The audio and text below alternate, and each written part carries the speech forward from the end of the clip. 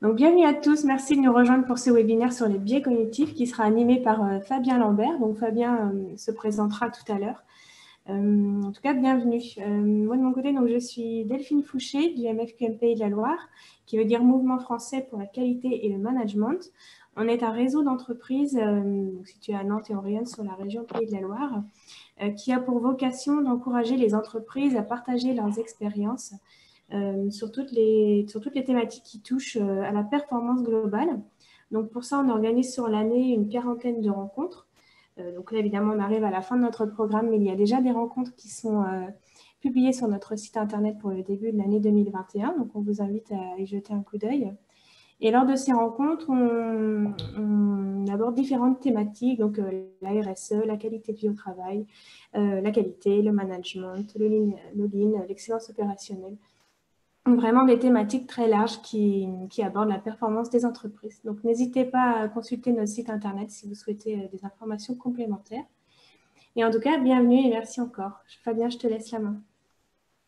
Merci Delphine, merci au MFQN, merci à Cécile et merci à tout le monde du coup de suivre ce webinaire. En 2 mots quand même, une présentation personnelle très rapide. Je vous fais un CV très vite pour que vous sachiez à qui vous avez affaire. Je travaille aujourd'hui à Nantes Métropole dans le domaine de l'innovation interne. Je suis par ailleurs formateur, conférencier et puis facilitateur. Alors formateur en management. Et puis en termes de cursus, je suis biologiste, biochimiste de formation. J'ai travaillé pendant une dizaine d'années dans le domaine du développement durable, en tant que chargé de mission, chargé de projet, et puis à peu près une dizaine d'années également en tant que manager dans différentes collectivités, dans des services de tailles différentes. J'ai managé un service de 15 personnes et puis un service de 280 personnes ensuite pendant 9 ans à peu près. Voilà pour la présentation rapide. Quelques éléments d'info avant de commencer. Il va y avoir, comme le disait Delphine à l'instant, quelques sondages, quelques petites questions, quelques petits jeux parfois. Si jamais il y en a parmi vous qui connaissent déjà ces jeux-là, je vous invite tout simplement à ne pas participer, histoire qu'on garde la vertu pédagogique en fait du petit jeu. Et puis, Delphine le disait tout à l'heure, si vous avez des interventions à faire, n'hésitez pas à utiliser le chat. Alors, l'idée, c'est qu'on garde vraiment les questions à la fin, on garde une fluidité du propos, mais s'il y a vraiment des choses urgentes, importantes, quelque chose que vous ne compreniez pas, je pense que Delphine prendra le relais et pourra m'interrompre si jamais c'est nécessaire. Voilà, donc je vous embarque pour ces biais cognitifs. On va commencer simplement par des petits rébus graphiques, histoire de s'échauffer et d'utiliser un petit peu le chat ensemble. Donc, je vais vous demander de deviner qu'est-ce qui se cache en termes de jeu de mots ou d'expression derrière les petits rébus graphiques et verbaux que je vous présente dès maintenant. Voilà, alors si vous pouvez utiliser le chat, s'il vous plaît. Quelle est l'expression qui se cache ici? Et du coup, Delphine va se faire le relais de vos réponses.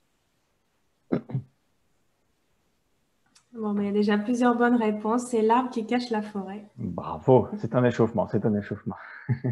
Celui-ci.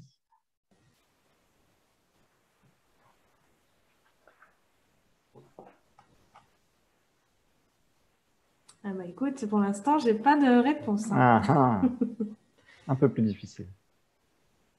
À la crise s'ajoute la crise. Non. 2 personnes qui disent une chanson. Non. Bah écoute, j'ai pas d'autres propositions. Ah, c'est parce que les personnes sont timides, ça va trouver, ça va trouver. Ah, si, il y a personne qui a dit je connais la réponse, donc elle a dit la réponse après, donc c'est la crise de foi. Super, merci.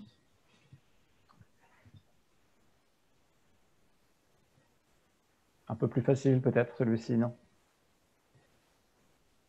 Alors, poisson, poison, non. Poil au menton, Non. couper la poire en 2. Bravo. Un petit dernier.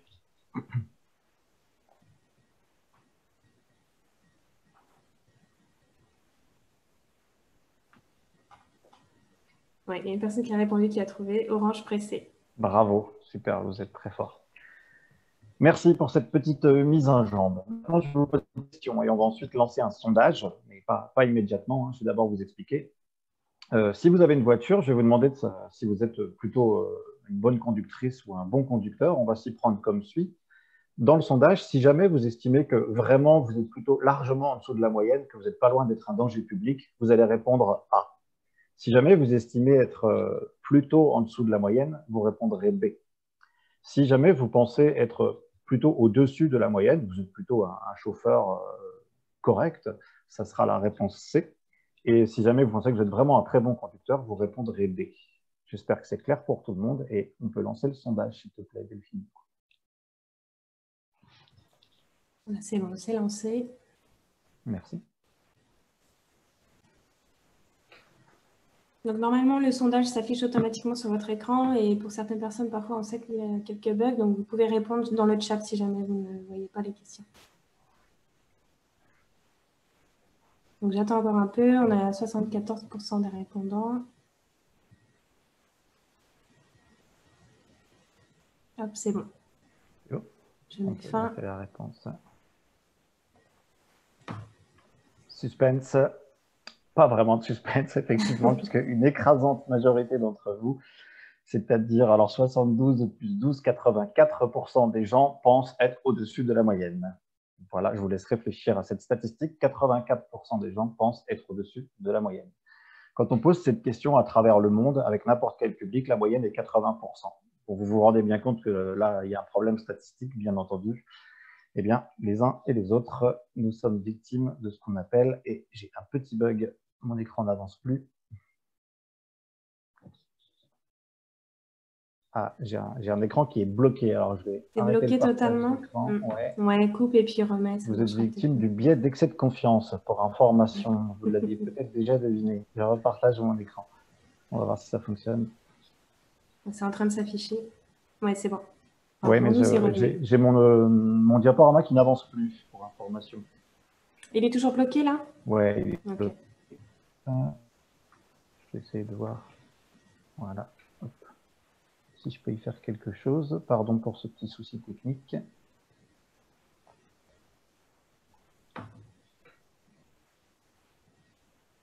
Je suis désolé.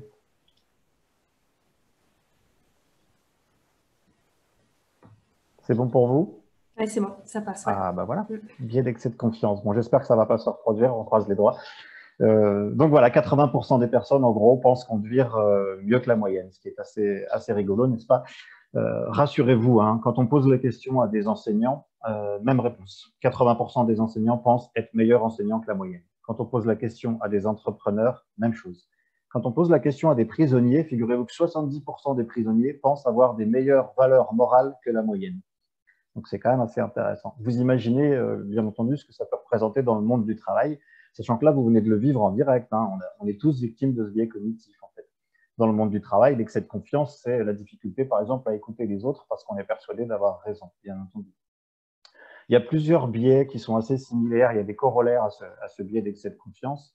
Je pense, par exemple, au biais à l'effet Dunning-Kruger, que vous connaissez peut-être. C'est cet effet qui dit que dans un domaine de compétences, une personne qui est plutôt experte dans son domaine va avoir tendance à sous-estimer sa compétence. Et puis, une personne qui est plutôt moyenne dans ce domaine-là va surestimer sa compétence. D'accord? Biais d'excès de confiance. Je pourrais vous donner un autre exemple de biais d'excès de confiance, c'est le biais du planificateur. Le biais du planificateur, c'est ce biais qui consiste à toujours sous-estimer le temps que va nous prendre un projet. Alors là, on parle plutôt de gros projets. Je pense à l'aéroport Willy Brandt, par exemple, qui vient de s'ouvrir avec, je crois, quelque chose comme 10 ans de retard en Allemagne. Mais de manière plus générale, nous, dans nos projets, dans nos organisations, on a tendance à sous-estimer le temps que ça prend. D'où l'idée, d'ailleurs, hein, je vous disais que j'étais formateur en management. Petit conseil très, très évident pour moi et qui est une base, c'est de toujours garder un temps dans son agenda. Moi, je parle souvent de 20% de temps dans son agenda pour les imprévus, bien entendu, parce que pareil, il faudra plus de manière générale. Petit exercice marrant que vous pouvez faire aussi, si je vous demande est-ce que vous sauriez dessiner un vélo? Est-ce que vous voyez comment fonctionne un vélo? Bien, la plupart du temps, les gens répondent oui, ça pose aucun problème. Et puis quand on leur demande de dessiner un vélo, ça peut donner un truc comme ça, par exemple. C'est-à-dire que ça devient très compliqué quand il s'agit de transformer l'essai. Vous pouvez utiliser ça d'ailleurs avec vos équipes, hein, pourquoi pas, en icebreaker, en début de réunion, dessinez-moi un vélo. Vous posez la question au démarrage de savoir si tout le monde serait capable de dessiner un vélo et vous allez avoir la grande majorité des gens qui vont vous répondre oui. J'aime bien cette idée de ce petit exercice du vélo parce que ça démontre que, on croit savoir. Ensuite, on s'aperçoit que finalement, on a des représentations du monde. On se représente ce que c'est qu'un vélo, mais finalement, quand il faut le matérialiser sur le papier, on n'y arrive plus. Et puis, vous allez avoir évidemment plein de dessins différents. Donc, en plus, non seulement on se représente le monde, mais on se le représente chacun à notre manière. On a des visions du monde différentes. Et les biais cognitifs viennent d'ailleurs renforcer ça. C'est intéressant parce que pour moi, typiquement, la définition que je donne d'un conflit, c'est une divergence de point de vue. Donc, une divergence de point de vue, notamment des différentes visions du monde. On est en plein dedans. Alors, un conflit, ça peut être une divergence de point de vue sur des idées, sur des objectifs, sur des moyens d'atteindre ces objectifs, sur des faits, sur l'interprétation des faits. Plus grave, ça peut être sur des valeurs, mais en tout cas, on est toujours sur des divergences de point de vue. Donc, on voit que les biais cognitifs peuvent aussi nous intéresser sur ce sujet-là managérial de la question de la gestion des conflits. Biais d'excès de confiance, nous venons de le voir. Maintenant, je vais vous demander, s'il vous plaît, dans un temps très court, c'est-à-dire que je vais vous laisser 10 secondes, de répondre à la question qui suit. Vous allez répondre dans le chat, il n'y aura pas de sondage. Répondez dès que possible, s'il vous plaît, de manière naturelle. Une raquette et une balle de tennis coûtent 110 € à L2. La raquette coûte 100 € de plus que la balle. Combien coûte la balle? Allez-y, répondez le plus rapidement possible, s'il vous plaît. Une raquette et une balle de tennis coûtent 110 € à L2. La raquette coûte 100 € de plus que la balle. Combien coûte la balle? Donc, tout le monde a répondu 10 €. C'est très rapide. Oui, j'ai eu pas mal de réponses. Super. Tout le monde a répondu 10 € et la bonne réponse est 5 €. Je vous invite à y réfléchir tranquillement. Je garde un peu de silence. Effectivement, la raquette coûte 100 € de plus que la balle. La raquette coûte donc 105 €.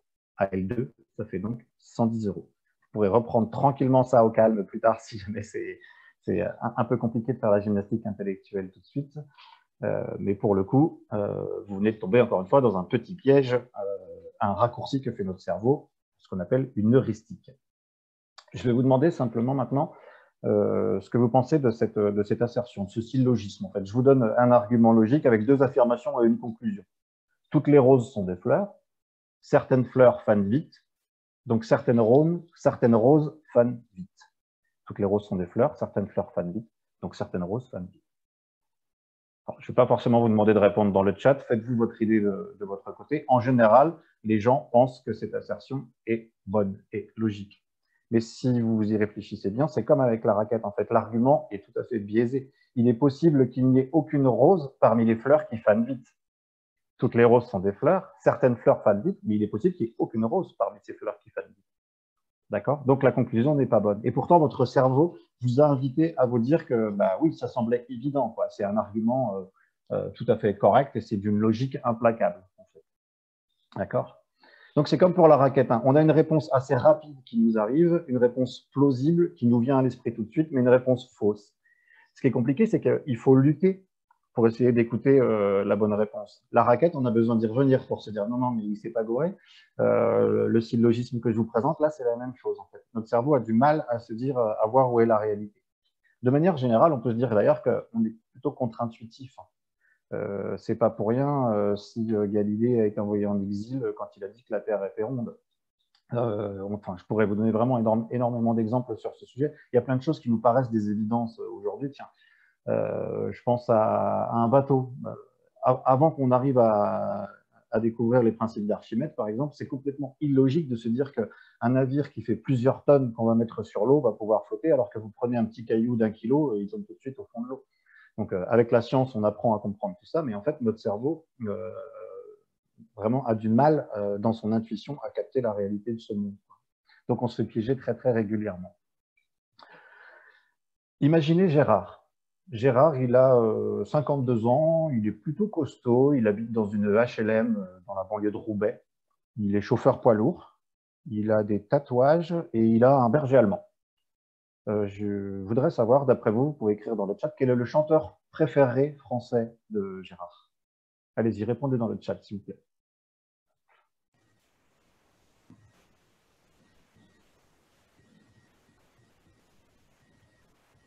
Alors, j'ai Johnny, Renaud, une personne qui a écrit Bach, mais bon, c'est quand même Johnny et Renaud qui ressortent. Eh bien, voilà, c'est souvent Johnny et Renaud, voilà, absolument. On a les biais cognitifs, hein, ce qu'on appelle les heuristiques, les raccourcis que nous fait faire notre cerveau, nous amènent évidemment aussi à avoir des préjugés, voire des stéréotypes. Ça vient d'où cette histoire-là? En fait, c'est un monsieur qui s'appelle Daniel Kahneman, avec une autre personne qui s'appelle Amos Tversky, qui ont travaillé dans les années 70 sur ce sujet-là. Et Daniel Kahneman a théorisé ça en disant que, alors c'est une image bien sûr, hein, mais notre cerveau fonctionne avec deux systèmes, un système 1 et un système 2. Le système 1, c'est un système automatique, presque intuitif, on pourrait dire, rapide, qui demande peu d'efforts, mais qui du coup n'est pas toujours rationnel, il ne nous donne pas toujours les réponses justes. Le système 2, c'est le système réfléchi, logique, plus long, du coup, plus lent, et qui par contre nous donne des résultats beaucoup plus concluants, mais qui est effectivement demande plus d'efforts de manière générale au cerveau. D'ailleurs, il demande plus de glucose au cerveau. On a ces deux systèmes qui fonctionnent en permanence, sachant qu'on privilégie bien davantage le système 1 dans la vie de tous les jours, et dans le monde du travail aussi, bien entendu. On prendrait 35 000 décisions par jour. Donc, heureusement qu'on n'utilise pas le système 2 de manière privilégiée, puisqu'il est lent et il demande des efforts. Quand on se lève, si je me lève de ma chaise là pour aller marcher, je vais utiliser le système 1. Je ne vais pas me dire, tiens, de quelle manière il faut que je pousse avec mes bras sur la chaise, que je plie mon genou, que je commence à avancer la jambe. Et pourtant, tout ça, ce sont des micro-décisions. Le système 1, c'est 2 plus 2. Immédiatement, vous ne réfléchissez pas. 2 plus 2, vous ne faites pas de calcul. Vous répondez 4. C'est naturel. Si je vous montre une photo avec une dame en colère, vous allez tout de suite identifier qu'il y a une dame en colère, si la photo est parlante. Le système 2, c'est si vous devez remplir votre déclaration d'impôt ou si je vous demande de multiplier 17 fois 24. Voilà, là, on fait appel au système 2. Donc, le système 1 est beaucoup plus activé dans la vie de tous les jours. Vous voyez, c'est vraiment l'exemple de la raquette, hein, l'exemple de Roubaix avec Gérard. On apporte une réponse intuitive, séduisante, mais fausse, ou en tout cas liée à un préjugé, quand on utilise le système 1. Il faut bien comprendre que notre cerveau, au départ, c'est un organe de survie. Ce n'est pas un organe qui est fait pour philosopher. Donc, le but du cerveau, c'est d'avoir des réponses qui soient rapides, qui fonctionnent, mais qui sont approximatives. En fait. C'est la plupart du temps ce que notre cerveau fait. Je vous invite à regarder cette table et on va faire un sondage à suivre à partir de la question suivante. On va prendre deux questions. Donc là, la première, c'est pour chauffer, soyez à l'aise. Cette première question, c'est quelle table, d'après vous, est plus étroite et plus longue que l'autre? Voilà, une question assez simple dans un premier temps. Quelle est la table qui est plus étroite et plus longue que l'autre? Vous allez avoir trois réponses possibles, soit la table de gauche, soit elles sont pareilles, soit la table de droite. J'invite Delphine, s'il te plaît. Voilà, merci beaucoup. Quelle est la table plus étroite et plus longue que l'autre?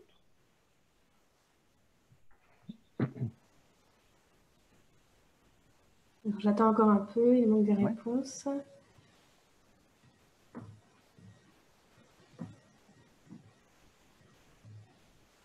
Ok, bon, je stoppe, ça a l'air d'être bon. Ok, celle de gauche, vous avez répondu de manière extrêmement majoritaire. Alors, il n'y avait pas de deuxième question, hein. J'ai fait ça pour orienter un petit peu votre cerveau. Je vais vous faire une petite démonstration. Voilà.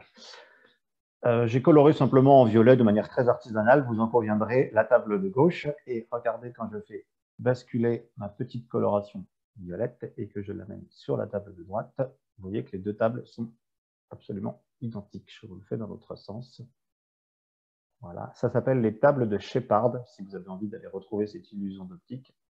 Voilà. Maintenant que je vous ai fait la démonstration, donc il est évident que les deux tables sont identiques avec la démonstration. Pourtant, quand je vous remets les deux tables, vous avez quand même du mal à croire que c'est vrai, n'est-ce pas? C'est ce qu'on appelle une illusion non compressive. Même quand on sait la vérité, on a du mal à l'admettre. En fait. C'est vraiment comme un biais cognitif. Hein. Alors, c'est quoi un biais cognitif finalement? C'est donc un mécanisme de pensée qui vient altérer notre jugement, d'accord? Jugement en termes de raisonnement, hein, de perception du monde, etc. Ces biais cognitifs, ils sont inconscients. Si je vous avais projeté très rapidement les deux tables de manière inconsciente, c'était évident sans réfléchir. Système 1, c'est la table de gauche que vous voyez immédiatement comme plus étroite et plus longue. Mais je vais insister tout de suite sur le fait que ce sont des systèmes, les biais cognitifs, qui sont très utiles. On l'a vu, on prend 35 000 décisions par jour, donc on a besoin de ce système 1 qui nous pousse à avoir des biais cognitifs. L'exemple du lion, pourquoi il est là? C'est un exemple qui est souvent pris par les personnes qui s'intéressent aux biais cognitifs. Imaginez que je suis chasseur-cueilleur, on est au paléolithique, et j'entends dans la savane, dans les forêts, juste à côté de moi, un bruit, juste derrière. Immédiatement, là, j'ai la pupille qui se dilate, j'ai le cœur qui s'accélère. C'est le rôle de l'amygdale, hein, qui est un super centre intégrateur des émotions. Et je me prépare à me battre ou à fuir. C'est ce que les Anglais appellent le fight or flight. D'accord ? Je me bats ou je me barre, on pourrait dire en français. Parce que immédiatement, mon cerveau me dit, hop, il y a du bruit dans les fourrés à côté de moi, ça peut être un danger potentiel. Voilà, système 1. Donc, c'est bel et bien une question de survie. C'est intéressant parce que, par exemple, l'exemple que je viens de vous donner, il peut être apparenté à un biais qu'on appelle le biais de négativité, excusez-moi.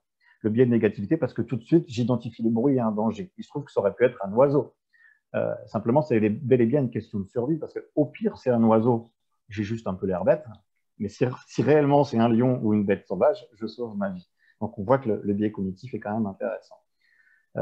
Ce biais de négativité là que je viens d'évoquer, il me permet aussi d'illustrer le fait que les biais sont certes issus de l'évolution et de manière probablement majoritaire, et en tout cas ils sont universels, ils sont transculturels, ces biais, ils sont liés à l'être humain, inhérents à l'être humain, mais ils peuvent aussi être renforcés et socialement déterminés ou socialement renforcés. Le biais de négativité, par exemple, on n'est pas égaux face à ce biais-là dans tous les pays, puisqu'on imagine des systèmes éducatifs différents. Je vais vous prendre l'exemple chez nous en France où votre enfant ramène son bulletin scolaire. Il a un 14, un 18, un 17, un 7, un 12, un 14, un 16. Et le premier réflexe, bien entendu, c'est « mais c'est quoi ce 7-là en maths que tu as ?» C'est-à-dire qu'on va tout de suite chercher l'information négative. Je pourrais vous donner beaucoup d'autres exemples sur ce sujet-là, mais c'est simplement pour illustrer que les biais sont quand même très fortement issus de l'évolution, inhérents à l'être humain, mais peuvent aussi être renforcés culturellement. C'est important dans le management par rapport à ce que je disais tout à l'heure, parce que si c'est renforcé culturellement, c'est aussi renforcé par la culture que vous avez dans votre propre organisation. D'accord ? Donc les biais, ils sont très utiles, ils sont inconscients, mais ils sont aussi problématiques parfois. On a déjà vu quelques ensemble, des exercices de jugement, de raisonnement, etc. On a fait quelques exercices qui le démontraient. Ils viennent d'où ces biais? J'ai un peu déjà défloré le sujet, mais il y a 4 grandes raisons à l'existence de ces biais. La principale raison, c'est la surcharge d'informations. Aujourd'hui, on parle même d'infobésité. Vous savez, cette contraction entre information et puis obésité. Il y a beaucoup trop d'informations qui arrivent à notre cerveau. Le cerveau filtre ces informations. Le problème, c'est qu'en filtrant des informations, bien, il en perd potentiellement des informations qui pourraient être très utiles. Le deuxième élément, c'est le besoin de mémoriser. C'est un peu la même chose, en tout cas, c'est lié. On fait constamment des paris entre ce dont il faut se souvenir et ce qu'on peut oublier. Le troisième élément, c'est le besoin d'agir vite. Je crois qu'on l'a vu ensemble. Alors, c'est un besoin qui est de plus en plus présent dans le monde d'aujourd'hui avec l'accélération du temps, même si je n'aime pas trop cette expression-là, et notamment l'arrivée du numérique. Bien sûr, les chaînes d'information en continu. Et puis, le dernier élément, c'est le besoin de sens. Très clairement, on préfère faire des choses simples et rapides plutôt que compliquées, même si la tâche compliquée est meilleure pour nous. Donc ça, c'était sur le besoin d'agir vite. Et puis sur la question du sens, ben oui, on est dans un monde très complexe et d'ailleurs de plus en plus complexe. Les travaux notamment d'Edgar Morin l'ont montré. On parle aujourd'hui de monde VUCA, ça parle peut-être à certains d'entre vous. Ça vient de l'anglais, hein. Volatile, incertain, complexe et ambigu. Et on ne peut pas tout décoder dans ce monde complexe. Et du coup, comme on ne peut pas tout décoder, il nous manque des informations, bien qu'il y en ait trop. Ça peut paraître contradictoire, mais on pourra y revenir dans les questions si vous voulez. On se crée du sens nous-mêmes, on réinvente du sens. Quand je suis en formation en formation managériale, je fais souvent un exercice que j'appelle le jeu de la rumeur. Je construis une histoire avec les gens qui sont dans la pièce. J'ai au préalable demandé à 7-8 personnes de sortir de la pièce. Et puis l'histoire, on se la raconte comme ça, personne après personne. D'accord ? Donc verbalement. Et on voit très rapidement, il faut 20 minutes, que l'histoire se transforme tout de suite. Elle se transforme parce que pour la retenir, les gens ont besoin de... Ça rejoint l'infobésité dont je parlais. Les gens suppriment des informations qui pourtant pourraient être intéressantes. Et puis là, ça rejoint la mémorisation. Les gens vont focaliser en fonction de leur culture, de ce qu'ils viennent de vivre les semaines précédentes, etc., etc. Vont focaliser sur des détails qui, a priori, n'étaient pas importants au départ dans l'information. Et puis, comme il y a des oublis pour que l'histoire continue d'avoir un sens, les gens vont la changer, cette histoire. Ils vont remplacer des éléments en y croyant dur comme fer. Ils n'ont pas l'impression de mentir. Et donc, on arrive avec une histoire qui, au bout de 7 personnes, en fait, c'est vraiment fortement transformé par rapport à l'histoire du début. C'est vraiment assez rigolo à faire si vous avez l'occasion de le faire avec vos équipes. Et ça permet d'illustrer notamment les biais cognitifs, mais pas que. Il suffit de penser d'ailleurs aux faux témoignages, aux faux souvenirs, etc., qui sont des vrais mécanismes qui existent. Les personnes qui font des faux témoignages ne se disent pas « tiens, je vais raconter des cracks histoire d'aller en tôle si jamais ça ne se passe pas bien ». Il y a plein de faux témoignages qui reposent sur des reconstructions en fait, faites par notre cerveau. Les gens sont de bonne foi.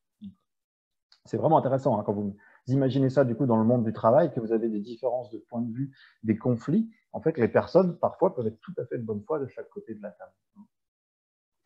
Je vous prends un petit exemple, un peu de conditionnement, si je puis dire. Si je vous montre ces photos qui défilent ici, donc j'ancre une forme de culture, un environnement dans lequel vous pourriez baigner. Et ensuite, je vous demande de compléter ce mot. Eh bien, la plupart d'entre vous vont compléter avec un R. Je vous ai montré des images de guerre.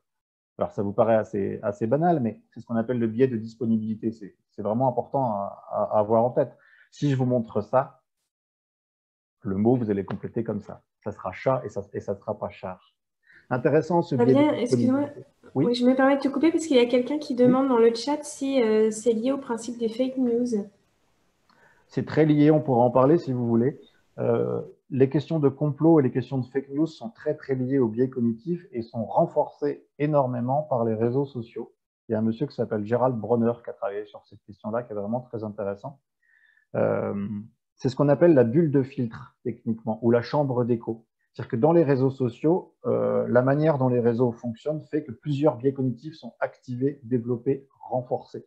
Je pourrais y revenir éventuellement dans les questions à la fin, puisque je vais déflorer le sujet si jamais j'aborde quelques biais, par exemple, qui sont utilisés dans les réseaux sociaux. Si vous voulez, on pourra vraiment y revenir à la fin pour que je vous donne deux, trois biais qui sont présents. Mais oui, il y a des liens, bien sûr, entre biais cognitifs et fake news et théorie du complot, bien entendu. Oui, je parlais du biais de disponibilité, pardon, à l'instant. Je cherche un exemple, en voilà un. Vous venez d'acheter une nouvelle voiture et vous allez vous rendre compte très rapidement que cette nouvelle voiture, vous la voyez partout après. Parce que vous vous êtes intéressé au sujet, vous avez lu des choses sur cette voiture, etc. Et vous allez vous rendre compte que la voiture, elle est partout. Alors qu'en fait, elle n'est pas plus là qu'avant, que précédemment. Je peux aussi, et c'est beaucoup moins rigolo, vous parler de cette anecdote qui est plus qu'une anecdote. Suite au 11 septembre et à l'attentat sur les tours jumelles aux États-Unis, les gens ont arrêté de prendre l'avion. Parce que bien sûr, l'image de l'avion était liée aux attentats. Les gens se sont mis à prendre la voiture énormément, y compris sur les grandes distances. Résultat, plus de morts au total que s'ils avaient pris l'avion, puisque l'avion est bien sûr beaucoup plus sûr que la voiture. D'accord ? Aujourd'hui, pardon d'être encore un peu noir, mais si je vous dis Bataclan, ce qui nous vient en tête, c'est plus la musique. Ce sont les attentats. Vous comprenez bien d'ailleurs que les biais cognitifs sont très, très, très fortement activés par les chaînes d'information en continu. Notamment. Donc le cerveau va chercher les informations qui sont immédiatement disponibles, en fait, selon notre culture, notre organisation de service, etc. D'où le lien avec le monde du management, j'insiste.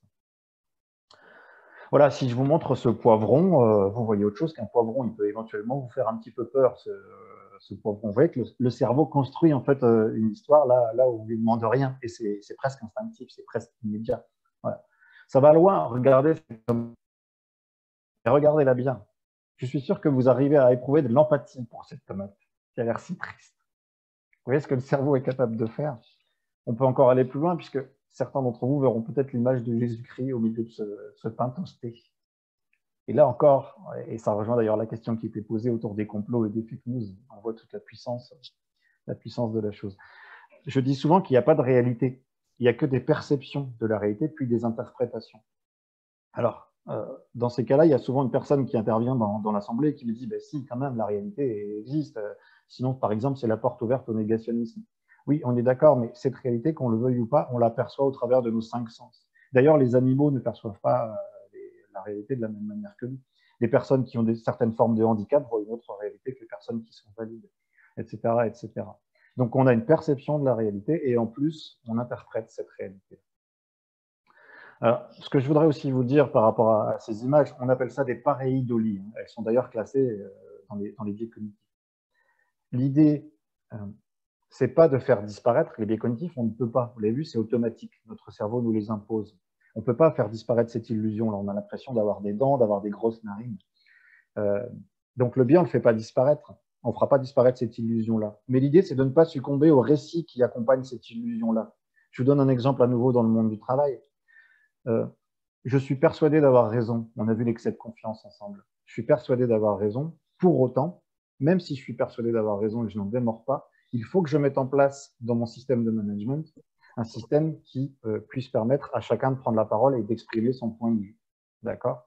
il n'en demeure pas, je n'en démordrai pas, pardon, je vais continuer d'être persuadé d'avoir raison, mais au moins je me dis que l'avis des autres peut compter et que potentiellement il pourrait m'arriver de me tromper, pardon. Et pourtant, je suis persuadé d'avoir raison, j'insiste. Voilà. Donc c'est pareil avec ces pareidolie, en fait, hein. On a du mal à s'en débarrasser. Les illusions d'optique que je vous ai montrées tout à l'heure, c'était la même chose. Je vais vous présenter un autre biais cognitif. Alors on va utiliser à nouveau un sondage. Ça, c'est une expérience célèbre qui a été menée par Salomon Asch dans les années 50, je crois que c'est en 51. Vous avez à gauche un bâtonnet témoin, une barre témoin. Je vais vous demander de me dire, s'il vous plaît, quel est le bâtonnet de droite qui correspond à celui de gauche. Donc, lequel à droite, entre A, B et C, a la même taille que celui de gauche. On peut lancer le sondage, s'il te plaît, Delphine.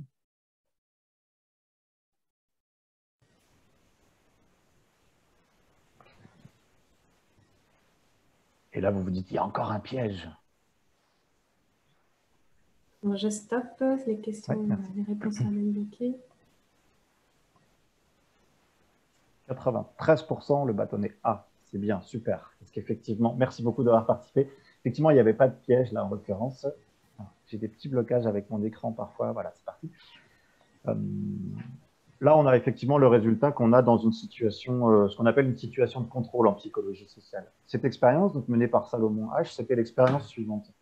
Vous avez, donc là, sous les yeux, ça peut varier, mais sous les yeux sur la photo, qui est une photo d'origine, hein, tout ça mauvaise qualité, vous avez 6 personnes, si je ne dis pas de bêtises, voilà, 6 personnes, et il y a une seule personne qui est étudiée dans l'expérience, ce qu'on appelle le sujet en psychologie sociale. Tous les autres sont des complices.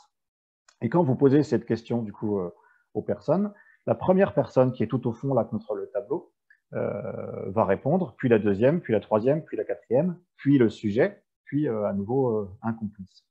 Et il se trouve que les complices vont donner 12 mauvaises réponses sur 18 questions.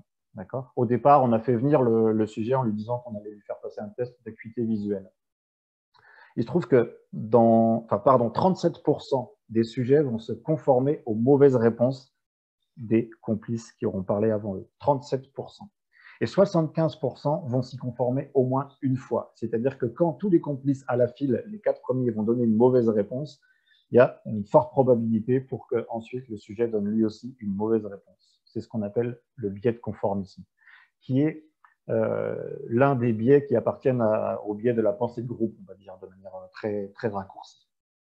Alors, il y a souvent deux mécaniques à ça, hein. Parfois, les gens sont vraiment de toute bonne foi. C'est-à-dire, ils se disent, bon, quand même, là, si les 4 collègues autour de la table en réunion disent ça, c'est que j'ai dû me bourrer quelque part, donc je vais dire comme eux. Et puis, parfois, c'est vraiment des peurs. La peur du rejet, la peur des représailles, si jamais je contredis les personnes qui sont passées avant moi et qui sont, par exemple, des supérieurs hiérarchiques. La peur de blesser, par exemple, si je contredis quelqu'un, enfin, vous voyez. Et on est donc dans ces situations où on arrive à prendre collectivement des décisions qui ne correspondent pas à la vie de chacun. Ça peut aller plus loin. Dans la pensée de groupe, il y a plusieurs formes de biais. Il y a l'effet Janis, il y a ce qu'on appelle le paradoxe d'Abilène, par exemple. Il y a l'effet de polarisation. Et parmi ces effets-là, ça peut aller jusqu'à le premier qui prend la parole se dit cette question-là, je vais répondre A parce que je sens qu'autour de la table, je les connais bien, mes collaborateurs, ils ont envie que je réponde A. Je préfère B, mais je vais répondre A. Et puis le suivant se dit le chef a dit A, quand même, ça la fout mal si je dis B, donc je vais dire A aussi, mais je serais plutôt pour B. Et puis voilà, la troisième personne se dit là, j'ai dû me gourer quelque part, je vais répondre A aussi, là, parce que ça me semble étrange, et ainsi de suite. C'est-à-dire que là, autour de la table, chacun, individuellement, est persuadé que la bonne réponse, c'est B, et collectivement, on va choisir A. Ça peut vous paraître caricatural, ça ne l'est pas du tout. C'est très, très, très étudié dans les sciences sociales. C'est une mécanique qui arrive très régulièrement dans le monde du travail et dans nos organisations. Je vous invite vraiment à y réfléchir et je vous donnerai des petites astuces pour lutter contre ça, contre ce biais de conformisme à la fin du webinaire. On change de comportement pour le mettre en adéquation avec le comportement majoritaire. L'expérience célèbre que je vous mets sous les yeux, c'est l'expérience de Milgram, que vous connaissez peut-être. L'expérience de Milgram qui a été menée en 1963. Milgram a mené cette expérience notamment après le procès d'Adolf Eichmann, vous connaissez peut-être, avec les travaux d'Hannah Arendt. Adolf Eichmann, qui était un criminel nazi, et qui, lors de son procès, dit moi, j'avais rien contre la communauté juive, simplement, j'ai obéi aux ordres. Voilà. Je me suis complètement détaché de ces valeurs morales qui étaient contingentes et j'ai simplement obéi aux ordres. Et ça a beaucoup interpellé Milgram, Stanley Milgram, qui a mis en place cette expérimentation. Cette expérimentation, c'est la suivante. Vous avez 3 personnes, 2 complices. Le premier complice, c'est l'expérimentateur, le professeur, on va dire, qui est en haut à droite sur l'écran. Et deuxième complice, c'est l'apprenant, qui est complètement à gauche. C'est un acteur. Et vous avez un sujet. Le sujet, c'est la personne qui est en bas sur votre écran. L'expérience de Milgram, au départ, on dit que c'est pour faire des tests de mémoire. Et comment ça va se passer? Vous avez l'expérimentateur qui va demander au sujet de poser des questions. En l'occurrence, c'est une liste de mots que l'apprenant va devoir retenir. Et à chaque fois que l'apprenant va se tromper, on va demander au sujet d'envoyer une décharge électrique. En réalité, il n'y a pas de décharge électrique, bien entendu. D'accord? Mais ça, le sujet ne le sait pas. L'acteur, en fonction du voltage des décharges électriques, et de manière bien sûr très normée, hein, très contrôlée, va dans un premier temps faire semblant d'avoir un petit peu mal, dans un second temps va commencer à hurler, dans un troisième temps va demander à ce qu'on arrête l'expérimentation, etc., jusqu'à se taire complètement alors que l'expérimentation n'est pas encore terminée. Et le rôle de l'expérimentateur, ça va être de dire, également de manière très normée, l'expérience exige que vous continuiez, je vous demande de continuer, etc., etc. Il y a 30 paliers de voltage envoyés par le sujet à l'apprenant. Ça va de 15 volts à 450 volts, sachant que 450 volts, c'est mortel. Eh bien, figurez-vous que 62% des personnes ont envoyé jusqu'à 450 volts à l'apprenant. C'est-à-dire, potentiellement, on pouvait le tuer en envoyant ces décharges électriques. Les spécialistes, les psychiatres qui avaient travaillé à l'élaboration de cette expérience pensaient qu'il y aurait un taux de 1 pour 1000. Et on est donc à 62%, hein, je vous ai dit. Et pensaient qu'il y aurait un taux de 1 pour 1000 qui irait jusqu'au bout. Donc, ça a été vraiment une expérience qui reste aujourd'hui très, très célèbre, hein, fondatrice. L'idée, hein, vous l'avez compris, de Stanley Milgram, c'était de comprendre comment un homme normal peut devenir un bourreau, d'où la référence, effectivement, au criminel nazi. Ça s'appelle le biais d'autorité. On surévalue l'opinion de celui qui fait autorité. D'accord? J'insiste juste là, imaginez et d'ailleurs ça arrive très très souvent, qu'on associe le biais d'autorité avec le biais de conformisme que je viens de vous présenter. C'est-à-dire la personne qui parle en premier est une personne qui fait autorité. D'accord? Dans ce cas-là, on ne va pas oser la contredire, on va suivre l'autorité et immédiatement le système de conformisme se met en place de manière très naturelle et très rapide. Je vous donne un autre exemple que j'ai découvert il n'y a pas très longtemps, une expérience de 1966 dans un hôpital. Le docteur Smith appelle des infirmières par téléphone et demande à ces infirmières d'administrer 20 mg d'un médicament en phase de test à un patient. En réalité, cette prescription, elle est non recevable parce qu'il est interdit d'administrer un médicament en phase de test. Il est interdit d'administrer un médicament par téléphone. La dose maximale qui est inscrite sur le flacon du médicament, c'est 10 mg, alors que le médecin, Dr Smith, demande d'administrer 20 mg. Et le docteur Smith, eh bien, il n'existe pas dans l'hôpital. Eh bien, figurez-vous que 95% des infirmières et des infirmiers ont obéi à cet ordre-là, alors qu'il était effectivement absolument non recevable. Biais d'autorité. Quelque chose un peu plus grivois, une expérience un peu plus grivoise peut-être, mais très intéressante, une expérience de Wallis, qui date aussi de 66 d'ailleurs. Vous mettez dans une pièce des sujets masculins qui doivent observer et estimer en fait leur attirance pour des photos de femmes nues. Et en même temps, vous leur dites, on va enregistrer vos battements cardiaques, et c'est le son de vos battements cardiaques, on va vous le renvoyer en direct dans la pièce dans laquelle vous êtes. D'accord? Eh bien, figurez-vous qu'à l'issue de... Alors, pardon, excusez-moi, cette information est fausse. C'est-à-dire qu'il n'y a pas du tout d'enregistrement des battements cardiaques en direct. Il y a bien un enregistrement de battements cardiaques, mais ce sont des battements enregistrés de longue date, avec des fréquences plus ou moins rapides, et qui sont effectivement renvoyés au sujet. Mais ils ne sont pas du tout liés à leur propre battement cardiaque. Eh bien, à l'issue de l'expérience, les photos qui sont jugées les plus attirantes par les sujets sont les photos pour lesquelles il y a eu des battements cardiaques les plus rapides. Ce qui est complètement bidon, bien entendu, puisque ce ne sont pas les battements cardiaques des personnes concernées. D'accord? Ça s'appelle l'erreur fondamentale d'attribution. Ce que je vous ai présenté là, ce n'est pas l'expérience fondatrice. Hein. L'expérience fondatrice, c'est une expérience dans l'université de Stanford des années 70, mais je voulais vous présenter une expérience un peu plus décalée. Qu'est-ce qui se passe en fait dans cette situation-là? C'est que dans les comportements des gens, on a tendance à surestimer les causes internes, qu'on appelle des facteurs dispositionnels, et à sous-estimer les causes externes, qui sont des facteurs situationnels. Il y a un monsieur qui s'appelle Jacob Bernoulli, qui, alors on doit être au XVIIe si je ne dis pas de bêtises, qui est l'un des pères de la théorie des probabilités, qui disait « Il ne faut pas juger les actions de l'homme à ses résultats ». C'est quelque chose que j'aime beaucoup. Il ne faut pas juger l'action de l'homme à ses résultats. Non, parce qu'en réalité, les résultats qu'on obtient sont dépendants, grosso modo, de 20% de notre personnalité et de nos actions. Le reste, c'est l'environnement. Bien sûr, ça pourrait être très discutable, mais c'est des théories qu'on retrouve dans pas mal de sciences sociales différentes. Par exemple, en ergonomie, on parle d'environnement capacitant. On dit que c'est l'environnement qui influe énormément sur les résultats qu'on peut avoir. J'ai eu l'occasion de donner un webinaire pour le MFQM, qui est d'ailleurs sur la chaîne YouTube du webinaire, sur le droit à l'erreur. Pour un manager, c'est fondamental de savoir ça. Pour pouvoir avoir une approche qui soit bienveillante vis-à-vis de l'erreur, c'est aussi de se dire, eh oui, quand quelqu'un commet une erreur, au départ, il veut bien faire. Et cette erreur-là, elle n'est pas forcément liée à ses compétences internes. Elle peut être liée à tout un tas d'éléments qui sont issus de l'environnement.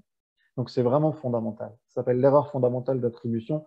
Il me semble que tous les managers devraient avoir ça en tête et avoir ça dans leur besace. C'est ce qui fait, par exemple, parfois à dire que les gens qui sont au chômage l'ont bien mérité. Voilà. On appelle ça aussi la croyance en un monde juste.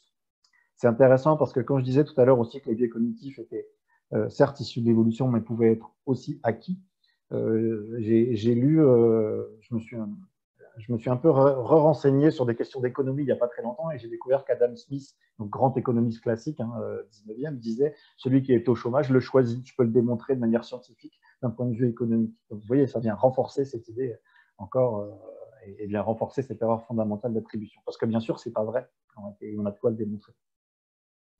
Je vous donne un autre exemple pour être encore très proche du terrain et très pragmatique par rapport au monde professionnel.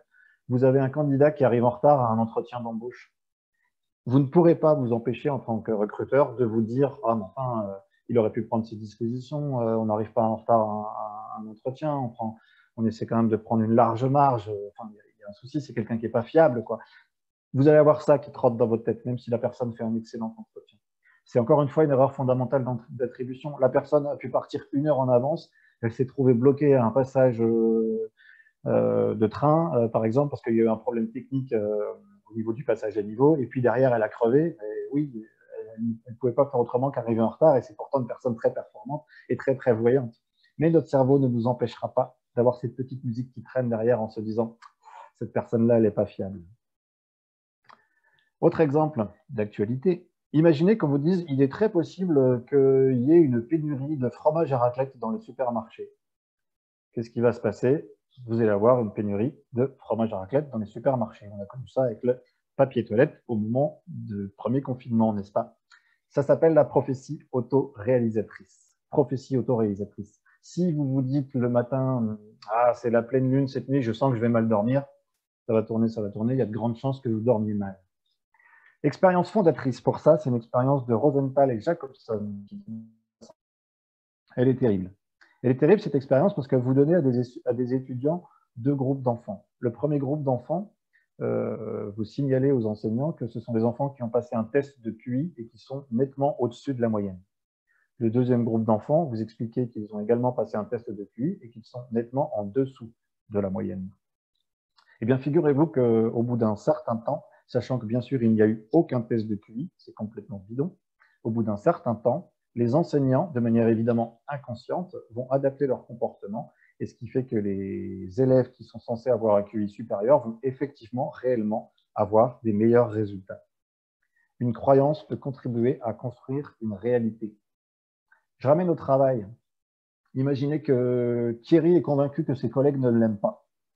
Donc du coup, Thierry, de manière inconsciente, non voulue, il va avoir une attitude plutôt de méfiance, plutôt d'hostilité, parce qu'il se dit que ses collègues ne l'aiment pas. Et effectivement, ses collègues, du coup, qui vont se rendre compte que Thierry est un peu bizarre et un peu hostile, vont eux-mêmes avoir des comportements qui vont bien montrer qu'effectivement, Thierry, il ne l'aime pas, quoi, parce que Thierry, il est froid, il n'est pas sympa. En fait. Prophétie autoréalisatrice. Il y a 2 types de prophéties autoréalisatrices. Il y en a une qui est plutôt positive, on va dire, qui s'appelle l'effet Pygmalion, et une qui est plutôt négative et qu'on appelle l'effet Golem. C'est important d'avoir ça en tête parce que du coup, il ne faut pas faire l'économie d'un bravo et d'un merci. Il y a Skinner, par exemple, qui est un psychologue peut-être, qui a travaillé dans le monde de l'enfance et de la petite enfance et qui explique bien qu'il faut encourager en continu les enfants et pas seulement quand ils ont réussi quelque chose. C'est exactement la même chose et c'est lié à l'erreur fondamentale d'attribution dont je vous parlais tout à l'heure. Exactement la même chose dans le monde du travail. N'attendons pas le résultat d'un projet ou d'un dossier pour féliciter nos collaborateurs. Il faut encourager, dire bravo et merci avant même le résultat. Un, parce qu'on l'a vu, le résultat dépend beaucoup, non pas des efforts des collaborateurs, mais beaucoup de l'environnement, et le facteur chance existe. Donc, vous pouvez avoir des collaborateurs qui bossent très, très bien et qui n'aboutissent pas à un succès. Et puis deux, parce que si vous encouragez votre équipe, elle sera meilleure grâce à la prophétie autoréalisatrice. Ce n'est pas du tout des trucs ésotériques dont je vous parle. Je vous ai dit, moi, je suis biologiste, biochimiste de formation, donc je suis assez cartésien. Donc, il y a beaucoup d'études sur le sujet. Je ne tombe pas du tout dans la mode du développement personnel, qui a, à mon sens, beaucoup de travers. Ce sont des choses qui sont vraiment avérées. Prophétie autoréalisatrice. On va être un peu en interaction à nouveau ensemble. Vous avez sous les yeux une suite de chiffres, 2, 4, 6, 8. Je vais vous demander dans le chat de me dire quel est le prochain chiffre ou quel est le prochain nombre. Dans un second temps, je vous dirai si ça suit la règle que moi j'ai en tête, et puis je vous demanderai de me dire quelle est cette règle. J'espère que c'est bien clair, on va le tenter ensemble, on va voir si ça va s'éclaircir. Si vous voulez bien me proposer la suite, quel est le chiffre ou le nombre qui suit dans le chat, s'il vous plaît? Alors, j'ai beaucoup de 10. OK. Un 6 aussi. Alors, pour ceux qui ont mis 10, pouvez-vous indiquer dans le chat quelle est la règle? D'après vous, quelle règle j'ai en tête? Nombre pair, plus 2. Alors d'abord, avoir mis 10, je dois vous dire qu'effectivement, ça suit ma règle, c'est le premier point. Par contre, les deux règles que vous venez de proposer, ce n'est pas la règle que j'ai en tête. Est-ce que vous pouvez proposer un autre chiffre?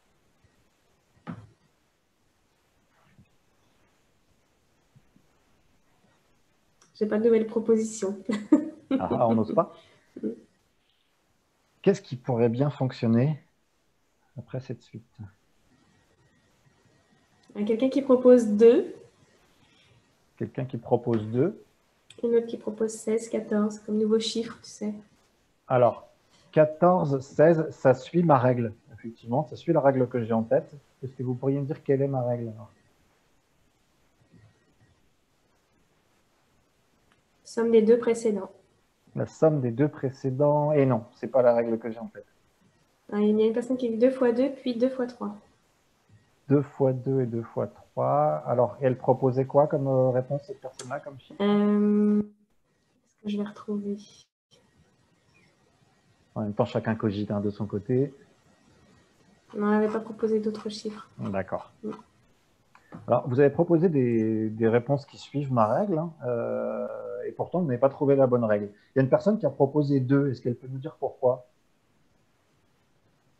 On va prendre juste 3-4 secondes. Si elle ne répond pas, ce n'est pas grave. Elle est en train d'écrire. D'accord, merci. Reprendre la liste sans passer par 10. Reprendre la liste sans passer par 10. Ah, d'accord, intéressant. Bon, ce n'est pas ma règle. En fait, la règle, c'était tout simplement une suite croissante. Qu'est-ce qui s'est passé, en fait? C'est que naturellement, le cerveau a tendance à vouloir confirmer une règle qu'il a en tête. C'est ce qu'on appelle le biais de confirmation des hypothèses. En réalité, pour vérifier si une règle est vraie, mieux vaut chercher à l'infirmer qu'à la confirmer. Je ne sais pas si certains d'entre vous connaissent notamment les travaux sur la réfutabilité de Karl Popper. J'aime beaucoup parce que c'est un philosophe des sciences, en fait. La théorie de la réfutabilité. Vous avez probablement entendu parler peut-être de la théorie du signe noir. Si vous avez une règle qui consiste à dire tous les signes sont blancs, alors pardon, je pense qu'il y a des micros d'ouvert quelque part. Si vous avez comme règle en tête tous les signes sont blancs, ce n'est pas parce que vous voyez sans arrêt des signes blancs que ça vient confirmer votre règle. Par contre, si vous voyez un signe noir, ça vient infirmer votre règle. D'accord? Confirmer une règle ne prouve pas qu'elle est vraie. Par contre, l'infirmer prouve qu'elle est fausse. Qu'est-ce qui se passe si on tire le fil? C'est qu'on privilégie les informations qui confirment nos idées reçues.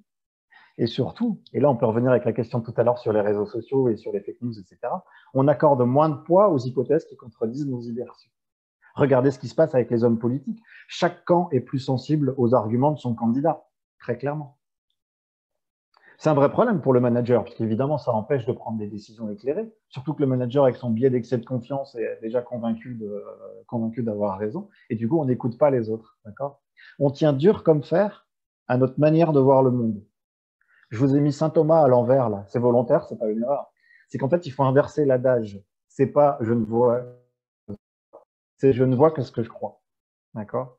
Typiquement, en ce moment, chacun trouve dans le coronavirus les confirmations de ses croyances.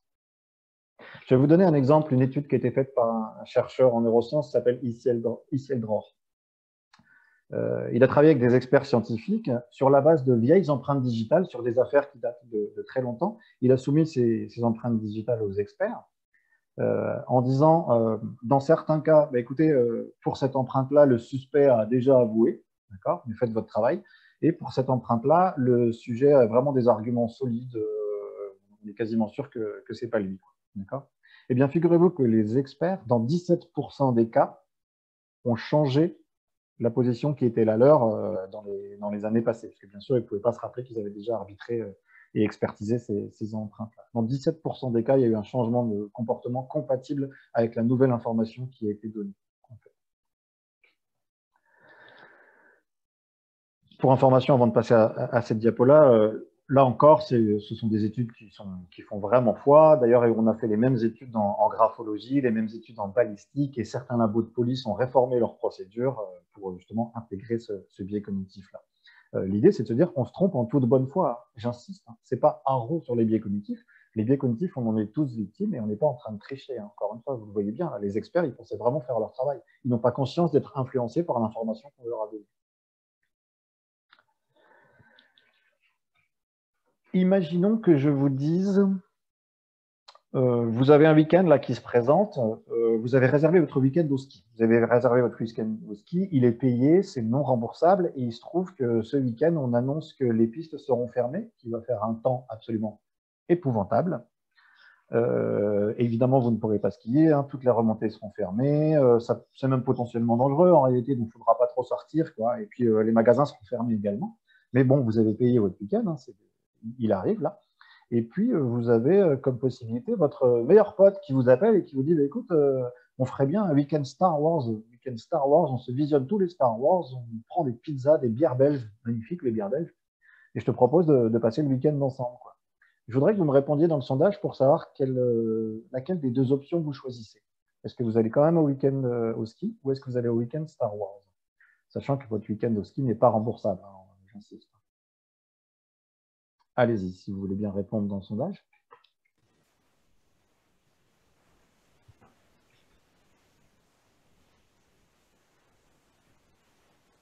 Bon, j'attends quelques secondes encore. Il reste des personnes qui n'ont pas répondu.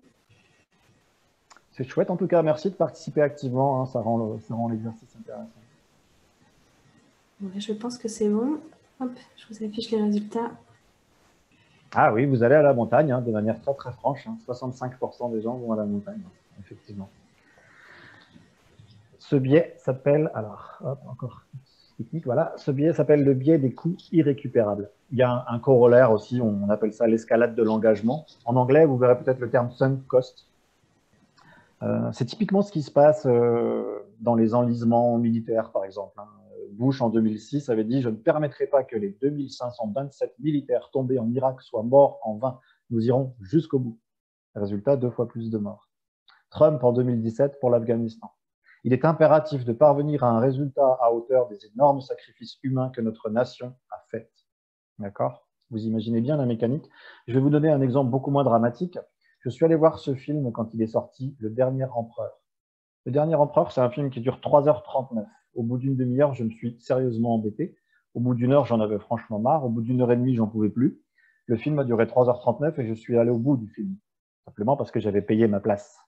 Le biais des coûts irrécupérables. Alors que franchement, j'aurais fait beaucoup plus de plaisir à boire un verre pendant ce temps-là. De toute façon, mon ticket était payé. Qu'est-ce qui se passe? Et là, je refais le lien. C'est vraiment ce qui m'importe aujourd'hui avec le monde du travail. On s'entête à poursuivre un projet qui est pourtant voué à l'échec, a priori, ou qui ne nous apporte pas grand-chose de positif, ou plus grand-chose de positif, parce qu'on y a engagé beaucoup de temps, beaucoup d'argent, beaucoup de crédibilité, par exemple. D'accord? On s'y est beaucoup engagé. Ce qui amène d'ailleurs à des décisions absurdes, bien entendu. Et puis, imaginez que c'est vous qui soyez le porteur de projet. Donc, en plus, vous avez votre excès de confiance et puis tous les biais que j'ai déjà évoqués. Donc, vous êtes certain qu'il faut continuer, mais autour de la table, les gens voient bien qu'il y a un problème. Les gens voient que tous les indicateurs sont rouges. Donc, ça crée de la démotivation, ça crée de l'incompréhension des équipes, de l'incompréhension des partenaires. Et vous croyez dur comme fer parce que vous y avez engagé votre crédibilité et de l'argent qu'il faut continuer ce projet. Qu'est-ce qui se passe? En fait, on justifie les escalades futures par des pertes qu'on a déjà subies, si je puis dire ainsi. En fait, tout ce que j'ai déjà investi dedans, quoi. Mais c'est une erreur de raisonnement. La décision d'engager des nouvelles ressources, elle ne devrait pas tenir compte des coûts qu'on ne récupérera jamais. Ces coûts-là, ils sont perdus, quoi qu'il en soit. Ça ne doit pas influencer l'éclairage pour prendre la bonne décision pour savoir si on doit continuer ou pas. Le biais des coûts irrécupérables ou l'escalade de l'engagement. Je vous donne un autre exemple de biais cognitif. Imaginons que Nantes Métropole organise la semaine de l'innovation publique. Je ne l'ai pas dit, mais on est aujourd'hui en partenariat avec MFQM et Nantes Métropole du coup, pour organiser ce webinaire. Et imaginez que cet événement soit payant et qu'on puisse vous le proposer de deux manières différentes. Première proposition, écoutez, ça coûte 195 €, mais on vous propose une réduction, c'est-à-dire que si jamais vous vous manifestez avant le 1er juin, ça sera 50 € de moins. Et puis, deuxième façon de présenter les choses, qui est la façon plutôt pénalité, en fait, ça coûte 145 €, mais attention, si vous vous inscrivez après le 1er juin, ça coûtera 50 € de plus. Vous voyez bien qu'en fait, c'est exactement la même chose. Avant le 1er juin, ça coûte 145 €. Après le 1er juin, ça coûte 195 €. Et pourtant, la manière de présenter influe énormément sur les préinscriptions. Dans un cas, vous aurez 93% de préinscription. Dans un cas, 67% de préinscription. C'est ce qu'on appelle l'aversion à la perte. Dit autrement, je vous ai fait un schéma un peu grossier. La douleur qui est liée à la perte.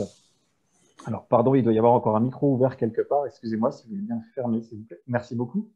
La douleur liée à la perte est beaucoup plus importante que le plaisir associé au gain. Si je perds 10 € dans la rue, je suis 2 fois plus mécontent que si je trouve 10 €. Enfin, que je ne suis content si je trouve 10 €, pardon. D'accord? Alors, imaginez à nouveau dans le monde du travail, c'est fondamental, par exemple, mais ce n'est qu'un exemple, en négociation. Vous allez avoir tendance à faire plus facilement une concession pour éviter une perte que pour réaliser un gain équivalent, par exemple. Il y a un corollaire aussi à ce biais cognitif-là, qui s'appelle l'effet de dotation. Petite expérience pour démontrer l'effet de dotation. Vous mettez 100 personnes dans une pièce, vous donnez un mug à 50 personnes. Et 50 autres personnes, vous ne leur donnez pas de mug. Vous demandez ensuite à chacun d'estimer le coût de ce mug. En gros, les personnes qui ont un mug, combien ils seraient prêts à le vendre? Les personnes qui n'ont pas de mug, combien ils seraient prêts à l'acheter? Eh bien, les personnes qui disposent d'un mug estiment le prix du mug à 5 €. Ceux qui n'ont pas de mug estiment le prix du mug à 2,50 €. C'est le même mug, donc ça n'a aucun sens. Ça s'appelle l'effet de dotation, en fait. L'aversion à la perte est bien sûr liée à ça. J'ai du mal à me séparer d'un truc que je possède. C'est important, à nouveau, dans le monde du travail. Imaginez que vous ayez un projet que vous avez co-construit par ailleurs, hein, et avec vos collaborateurs, vous allez leur apporter plein de choses nouvelles et de choses positives. Ils vont avoir des locaux flambant neufs, des nouveaux moyens de travail, vraiment énormément de choses positives. Mais comme vous regroupez tous en fait au même endroit, par exemple, il n'y a plus besoin de voitures de fonction. Donc, il n'y a plus besoin de voitures de fonction, donc on va supprimer les voitures de fonction. Et là, tollé général. Vous êtes manager, vous avez mené un projet qui, a priori, offrait beaucoup d'avantages à vos collaborateurs, et pourtant il y a blocage simplement parce que vous retirez le véhicule de fonction, alors qu'en réalité, il n'y en a plus besoin. Aversion à la perte.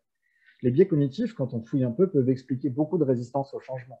En voici un exemple. Alors bien sûr, si comme au MFQM, vous avez une Porsche en véhicule de fonction, ça peut s'expliquer. Je précise que je plaisante et le MFQM n'a pas de Porsche en véhicule de fonction.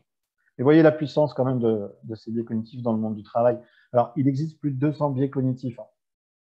Et là, j'y vais vraiment à coup de serpe. Je fais des raccourcis pour vous présenter un panel qui soit un peu représentatif, mais vous comprenez bien que c'est un champ d'investigation énorme et passionnant quand on est manager, et je dirais même indispensable. Ça influe vraiment le fonctionnement de nos organisations.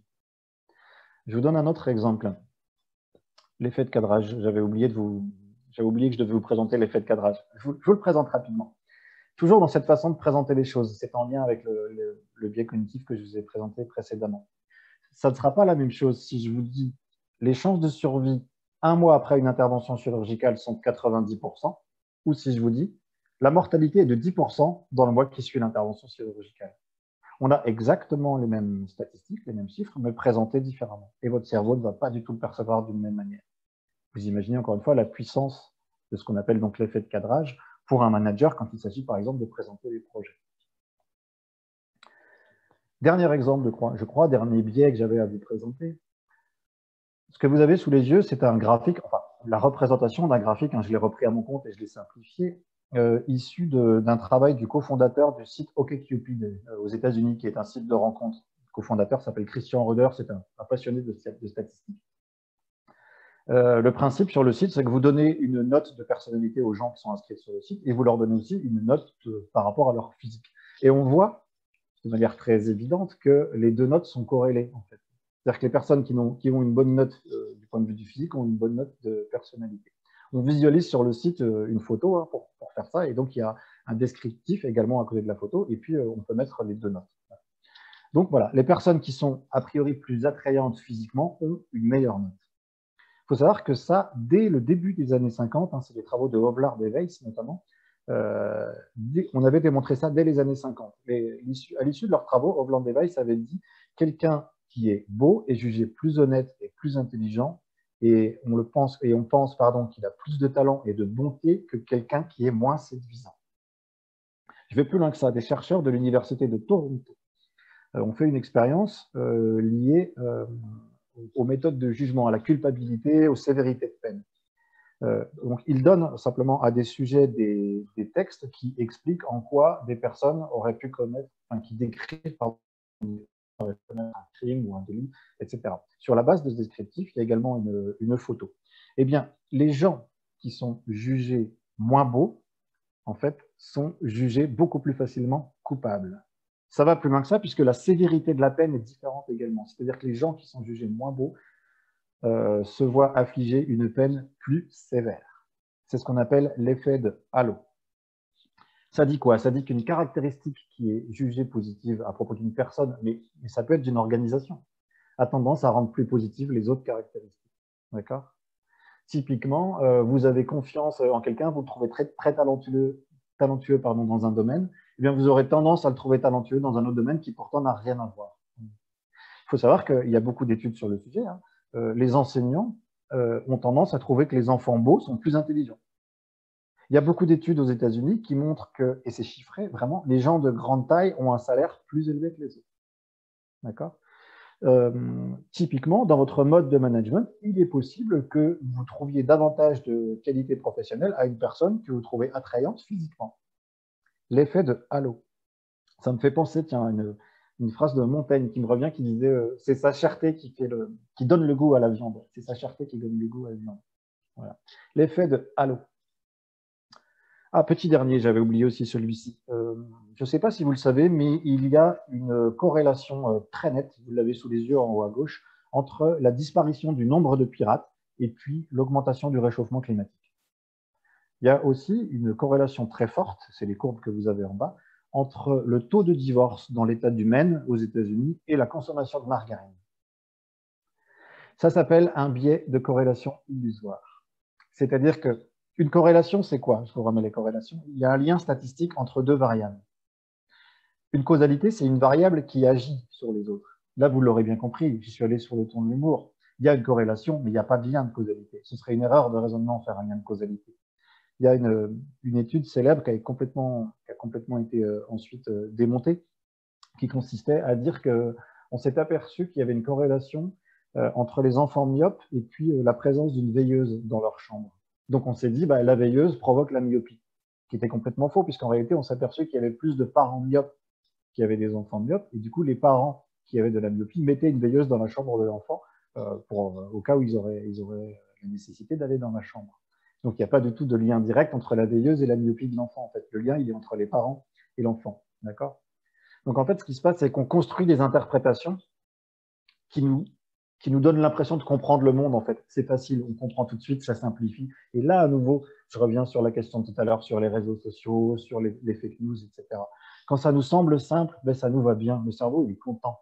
D'accord? Ça fait appel plutôt au système 1. Que pourrais-je vous donner comme exemple très concret là-dessus? Je ne sais pas, je change mes procédures d'inscription à un événement et puis je m'aperçois que j'ai plus d'inscrits. Donc je vais me dire, bon, bah, super, mon nouveau procédure d'inscription, il est vraiment très efficace, j'ai plus d'inscrits, donc je vais le généraliser à tous les services, je vais le reproduire pour le prochain événement, etc. Et puis peut-être qu'en réalité, je n'ai pas vu qu'il y avait un afflux de population nouvelle, par exemple, dans mon organisation à ce moment-là, il y a eu plus de 20% de personnes, et du coup, évidemment, j'ai plus d'inscrits. C'est-à-dire qu'il y a finalement un troisième élément auquel que j'avais pas pris en compte, quoi. Biais de corrélation illusoire, vraiment très intéressant. C'est-à-dire qu'on a tendance à faire des causalités là où il n'y en a pas. Je vous invite à réfléchir simplement dans vos organisations à des réunions auxquelles vous avez pu assister. On va très très vite dans ce biais de corrélation illusoire. On fait très très vite ce raccourci-là, ce qui nous fait prendre évidemment des décisions complètement absurdes ou complètement à côté de la plaque. Quelle solution je vais super. D'abord, quand même, je voudrais insister sur le fait, avant d'aller dans les solutions, que le système 1, ces heuristiques, là, ces raccourcis mentaux, ces biais cognitifs, ils sont quand même vraiment intéressants. Ils nous permettent d'aller vite et de manière approximative, d'apporter des réponses qui sont satisfaisantes, même si elles ne sont pas parfaitement exactes. J'insiste là-dessus. Ça me fait penser d'ailleurs à Kant. Je ne sais pas si vous connaissez cette image qui a été donnée par Kant quand il travaillait sur les questions de liberté et de nécessité. C'est la fameuse colombe de Kant, en fait. La colombe qui dit ah ben, ça me fait quand même suer cet air-là, parce que l'air me ralentit avec les frottements dans les ailes. Donc l'air m'empêche d'avancer plus vite. Ce serait bien qu'il y ait moins d'air, en fait, qu'il n'y ait pas d'air. Mais s'il n'y avait pas d'air, la colombe ne pourrait tout simplement pas voler. Excusez-moi. Donc typiquement, on est dans cette double approche-là. À la fois, l'air ralentit la colombe et en même temps, l'air est complètement nécessaire. Ben, c'est la même chose avec les biais cognitifs. Ils sont évidemment nécessaires pour qu'on puisse fonctionner. Je vous le rappelle, 35 000 décisions par jour. Mais en même temps, ils peuvent poser problème. Alors, dans les solutions, il y en a une qui vient tout de suite à l'idée, c'est l'humilité. Je prenais l'exemple tout à l'heure de la situation où je suis persuadé d'avoir raison. Bon, c'est comme la pareidolie, comme le poivron que je vous ai montré, ou comme les tables de Shepard. Vous êtes convaincu que vous avez raison, mais quoi qu'il en soit, l'idée, c'est de se dire, bon, un peu d'humilité, je vais quand même faire comme si je pouvais avoir tort et je vais demander l'avis des autres. Pourquoi le biais du point aveugle? C'est ce qu'on appelle un métabiais cognitif. C'est le biais qu'on a tous, qui consiste à croire que moi, là, en ce moment, derrière mon écran, quand même, je pense que je suis un peu moins soumis que les autres au biais cognitif. Moi, je pense, par exemple, que l'expérience de 1000 grammes, je ne serais pas allé au bout. On est convaincu de ça, en fait. Eh bien non, il faut être vraiment dans l'humilité de se dire qu'on est tous soumis au biais cognitif de la même manière. Deuxième élément pour aller vers des solutions, c'est de se dire que les biais, ils sont inconscients, donc ils sont invincibles tout seuls, puisque j'en ai pas conscience. Donc j'ai besoin du collectif pour pouvoir avancer. Troisième élément, quand même, c'est de ne pas avoir des biais partout, tout le temps. L'être humain, ce n'est pas une liste de biais cognitifs. Le cerveau réussit beaucoup de choses, et beaucoup plus de choses qu'il n'en rate, d'ailleurs. Donc attention à ne pas tomber dans une espèce de mécanique qui consisterait à avoir des biais partout et tout le temps, même si, quand même, j'insiste, ils sont très nombreux, et il faut donc vraiment développer son esprit critique. D'ailleurs, il faut éteindre votre télévision, il faut éteindre les chaînes d'information en continu, mais c'est surtout développer son esprit critique dans le monde du travail, bien entendu. Et puis ces biais, ils se cumulent aussi. Donc ça, c'est intéressant d'avoir ça en tête. C'est pas évident d'aborder la chose. Je prends l'exemple d'une réunion. Alors, je ne vous ai pas présenté là aujourd'hui le biais de première impression, mais c'est le biais qui consiste dans le fait qu'on juge immédiatement une personne. Une personne qui entre, on met moins d'une seconde pour la juger. Alors si en plus on recoupe ça avec un autre biais, qui serait un biais de disponibilité par exemple, ou imaginons que vous avez eu maille à partir, vous avez des très mauvaises relations les 2 dernières années avec une dame grande, brune, cheveux bouclés, qui a des lunettes, eh bien, si vous avez en réunion une personne que vous ne connaissez pas qui arrive dans la pièce, vous mettez une seconde pour tout de suite avoir le cerveau qui vous envoie des éléments négatifs vis-à-vis de cette personne-là. C'est complètement inconscient. Donc, ce biais, par exemple, peut venir se cumuler avec l'effet de halo, ou au contraire, vous avez une personne dans la pièce qui physiquement est plutôt sympa, ou qui a beaucoup de charisme, vous avez tendance à croire tous ces arguments, et lui accorder plus de compétences qu'elle pourrait en avoir. Vous avez le biais d'autorité, évidemment, je l'ai présenté tout à l'heure, la fameuse pensée de groupe, l'escalade de l'engagement. Tout ça vient se cumuler dans une réunion et fait qu'on va pouvoir prendre des décisions complètement mal à propos, en fait. Donc, c'est bien d'avoir ça en tête aussi, parce que du coup, il va falloir trouver des mécaniques en fait, pour lutter contre l'ensemble de ces biais-là. En tout cas, essayer de les réduire. Il y a des motifs d'espérer, bien entendu. Motifs d'espérer, oui, parce que nous sommes irrationnels de manière prévisible. Je ne sais pas si je peux le dire comme ça, mais je trouve la formulation intéressante. J'ai lu Hamlet il n'y a pas longtemps, que j'avais vu en pièce de théâtre, mais que je n'avais pas encore lu. J'ai trouvé une phrase qui dit « Il délire, mais sa folie ne manque pas de méthode ». Voilà. C'est-à-dire qu'il y a de la folie, il y a de la méthode dans notre façon d'être irrationnel. Typiquement, tiens, je vais vous prendre le biais d'excès de confiance qu'on a vu en tout début. Je vous ai dit que l'un des corollaires de ce biais d'excès de confiance, ça pouvait être le biais du planificateur. On sait que notre cerveau va faire qu'on va sous-estimer le temps nécessaire au projet. Donc, dans notre agenda, prévoyons du temps supplémentaire, même si on a l'impression, en prévoyant ce temps-là, que ça va servir à rien. Vous voyez, on peut être rationnel, en fait. On peut être prévisible dans notre irrationalité, si je puis dire. Donc, c'est une raison d'espérer. Puis la deuxième, je l'ai déjà abordée, c'est qu'on ne perçoit pas nos propres biais, mais on peut percevoir ceux des autres. La solution. Concevoir, mais vraiment en amont des décisions et de manière structurelle dans notre organisation, un véritable système de décision. Un système qui soit systématique, pardon pour cette redondance, mais c'est-à-dire qu'à chaque fois que vous devez prendre une décision, vous savez que c'est ce système-là que vous enclenchez. Vous ne vous posez pas la question à chaque fois. Il faut que ce système de décision soit formel, il faut des règles. Je dis toujours dans le monde du management, la manière avant la matière. La manière dont on travaille ensemble est beaucoup plus importante que le travail en lui-même. Vos collaborateurs sont experts dans leur domaine, ils vont savoir faire le travail. Votre job de manager, ça va être d'organiser les relations interpersonnelles et notamment, par exemple, de mettre en œuvre les techniques de discussion et de décision pour que, par exemple, en l'occurrence, le biais cognitif joue un petit peu moins. J'ai mis ici s'autoriser à interdire dans les règles. Ben oui, par exemple, se mettre dans les règles de fonctionnement ensemble, que si on intervient, on doit toujours être nuancé. Le monde n'est pas noir ou blanc. Donc, si on a des propositions à faire, c'est par exemple de faire 2 propositions différentes avec avantages et inconvénients. Donc, interdire les choix binaires. Ça peut être aussi interdire les tours de table quand on a une décision à prendre. C'est-à-dire le tour de table traditionnel, où chacun va donner son avis et va voter devant tout le monde. Puisque avec le biais de conformisme, on voit bien qu'il va y avoir un système d'influence qui va se mettre en place. Il faut bannir les tours de table traditionnels, s'il vous plaît, quand il faut prendre des décisions. Il faut utiliser des outils de vote qui sont différents, qui ne laissent pas la place au conformisme. Voilà, je pourrais donner d'autres exemples de règles. Dans les postures pour créer un véritable système de décision, c'est bien entendu de favoriser la controverse. Alors, une fois qu'on a dit ça, c'est comme de dire il faut être empathique, etc. Mais pour autant, il y a des techniques. Je vais vous en présenter une ou deux rapidement. C'est pas simple d'organiser la controverse, en fait. C'est pas simple de rendre explicite la confrontation des idées sans opposer les personnes qui les expriment. D'accord? C'est pas simple de faire du conflit cognitif sans conflit affectif.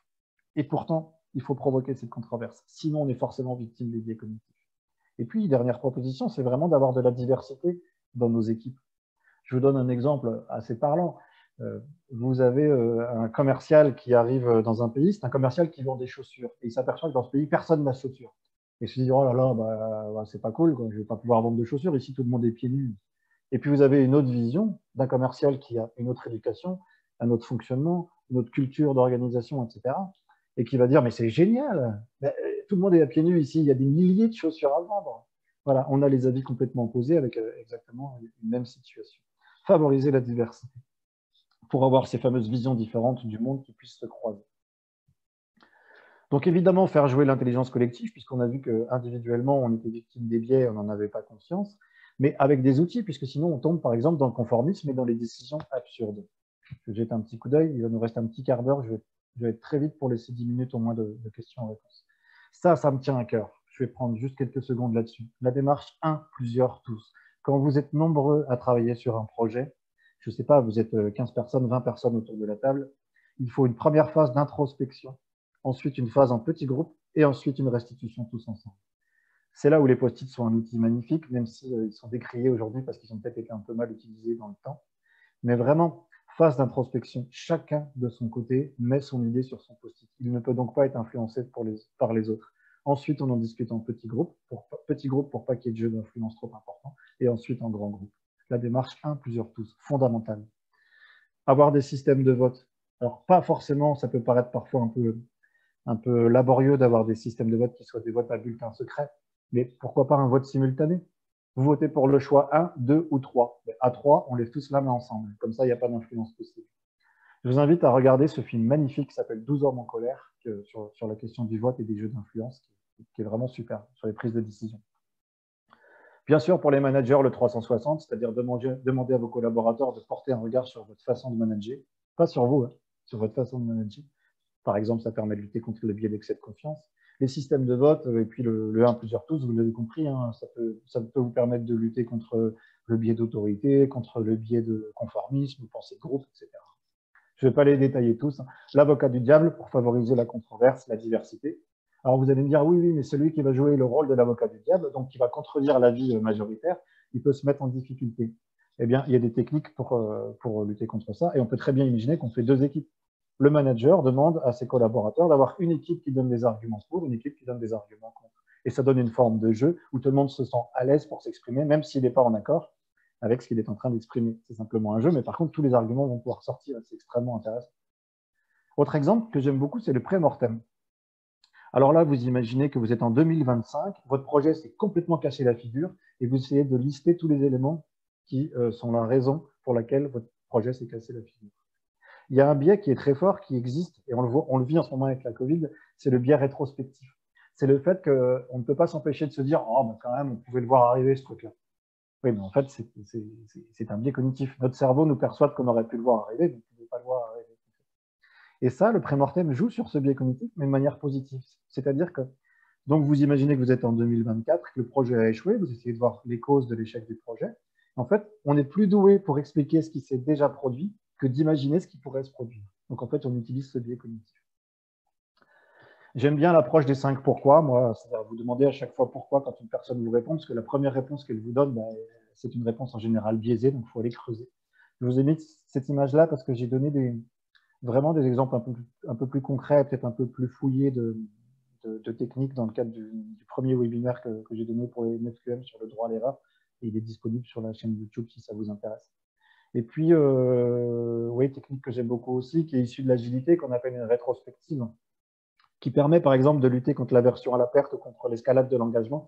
C'est de se dire, on n'attend pas la fin du projet pour se réunir, on se réunit très régulièrement et on fait un point. Et on se dit, bon, bah là, qu'est-ce qui fonctionne? Donc, on continue. Qu'est-ce qui serait bien de tenter là, du coup, pour que ça fonctionne encore mieux? Et puis, qu'est-ce qu'on arrête? Comme ça, on met de côté le biais d'aversion à la perte, on est tous d'accord qu'il y a des choses qu'il faut arrêter.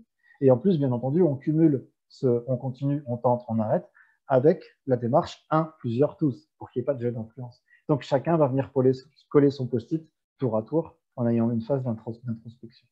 Voilà.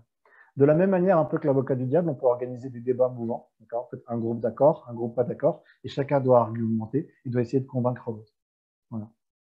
Et puis, vraiment, je termine là-dessus avant de laisser la place aux questions. J'ai mis un géant avec des personnes sur les épaules. Alors, ça me fait penser à une phrase de Newton qui disait « J'ai vu parce que j'ai appuyé sur les épaules de géants ». C'est la culture. C'est ce qu'on est en train de voir là ensemble. En fait, quand on forme les managers, et d'ailleurs, ils sont très peu formés, on prend le management parfois comme une promotion alors que c'est un métier à part entière. Quand on forme les managers, il faut les équiper de sciences sociales, de sciences humaines, de notions d'ergonomie, de notions de psychologie, de sciences cognitives, de communication non violente, d'intelligence émotionnelle. Bref, tout un tas de bagages qu'on ne donne pas aujourd'hui aux managers alors qu'ils sont dans le grand bain. Voilà. Je suis persuadé de ça. Il y a besoin aujourd'hui de former urgemment, autrement et massivement les managers. Un manager qui n'a pas conscience des biais cognitifs collectifs ne peut pas amener une réunion dans laquelle on va prendre des décisions éclairées. En tout cas, il s'offre beaucoup moins de chances pour ça. En fait. Pour moi, il y a vraiment une nécessité vraiment d'aller sur ces champs-là aujourd'hui pour travailler mieux dans le domaine du management. Voilà. Si jamais il y a des questions, si vous voulez aller plus loin, je suis disponible sur le réseau LinkedIn. Et puis, je pense qu'on peut laisser la place Delphine aux questions. Oui, tout à fait. Ouais. Merci Fabien pour ton intervention. Donc, pour répondre vis-à-vis du premier webinaire que tu as donné sur le droit à l'erreur, je pourrais en effet vous envoyer le lien par email, comme ça vous pourrez regarder directement après sans avoir à chercher la vidéo. Ok. Alors, j'ai une question en effet. Vous avez nommé plusieurs expériences et auteurs. Peut-on avoir les références? Donc oui, ce sera indiqué dans ton PowerPoint, il me semble, non? Alors, il n'y aura pas forcément les références dans le PowerPoint.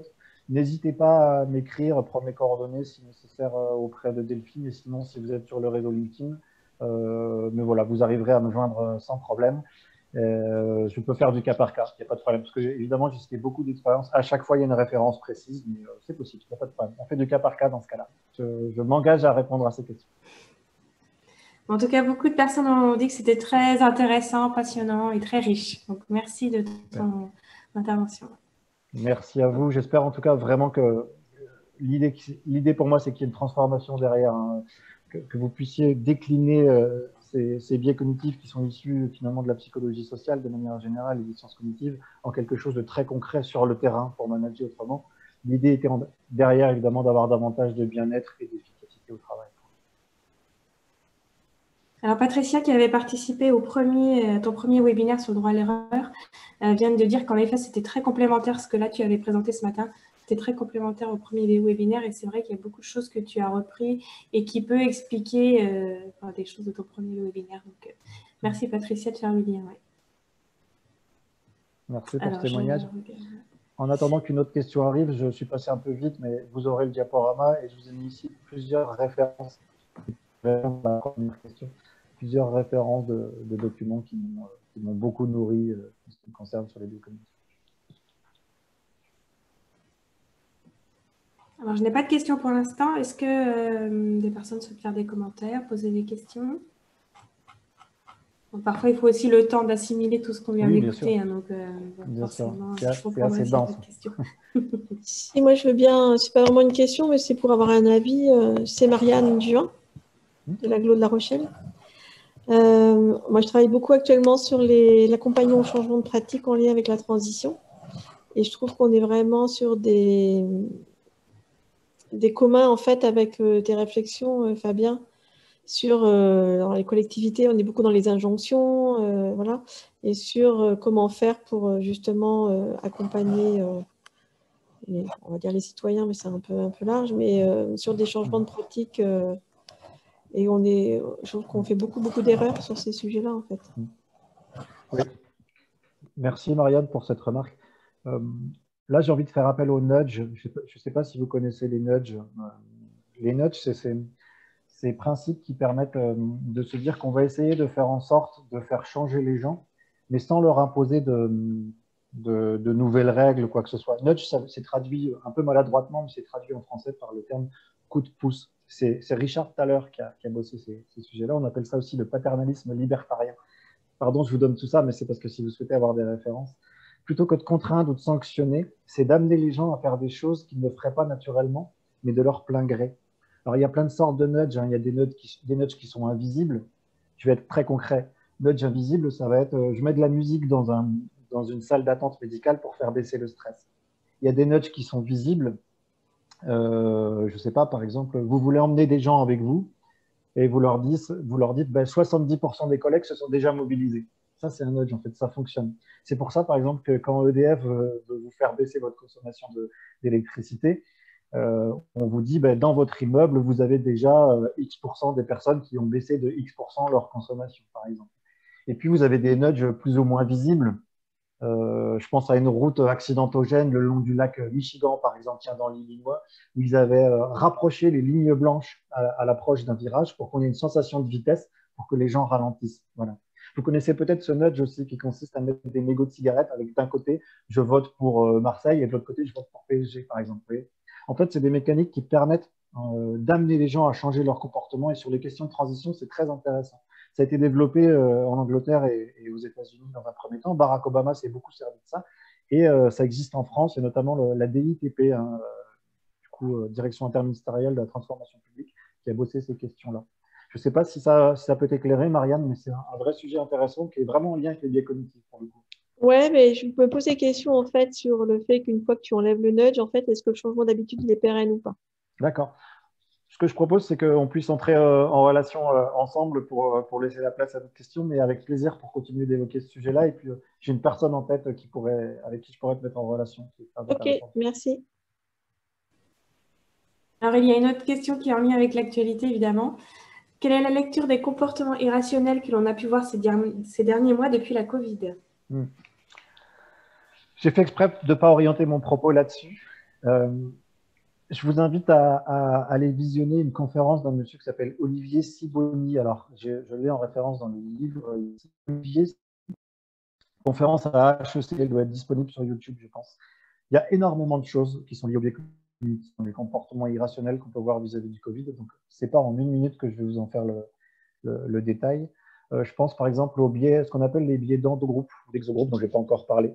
Vous savez, c'est les fameux groupes d'appartenance. Oh, moi, j'appartiens à l'équipe des Bleus et on est différent de l'équipe des Verts. Oh, les gens de l'administratif, franchement, ils ont beaucoup moins de boulot que les gens du technique. Oh, en Chine, s'ils font ça, d'accord, ça marche chez eux, mais c'est parce que ce n'est pas les mêmes que chez nous. En fait, on n'a pas les mêmes modes de faire. Donc, il y a plein de biais comme ça qui se mettent en place. Le biais de disponibilité, alors là, le rôle des médias est pour le coup catastrophique. C'est-à-dire qu'évidemment, on nous rebat les oreilles avec le nombre de morts, tous les côtés négatifs. Et là, vous avez à la fois le biais de disponibilité et le biais de négativité qui se mettent en place, par exemple. Également, ce qu'on appelle la négligence de l'échantillon de base. C'est-à-dire que dans toutes les statistiques qu'on nous balance, il y en a une très grande partie qui n'a ni queue ni tête. La négligence de l'échantillon de base, c'est par exemple ce qui arrive aussi si vous allez jouer au loto. Vous prenez votre voiture pour aller chercher un ticket de loto, par exemple. Vous avez l'excès de confiance, vous avez le biais de disponibilité, parce qu'à la télé, on vous montre tous ceux qui ont réussi au loto, pas ceux qui ont loupé, bien entendu. Et donc, vous avez l'image qu'on peut gagner au loto. Et vous prenez votre voiture pour aller acheter votre ticket. Et il se trouve que d'un point de vue statistique, il y a probablement beaucoup plus de chances d'avoir un accident de voiture que de gagner au loto. Donc, c'est complètement irrationnel. Il y a toutes ces mécaniques qui se mettent en place, notamment avec les chaînes d'information continue. Alors, vous allez dire que je leur en veux, mais bon, bah oui, je leur en veux.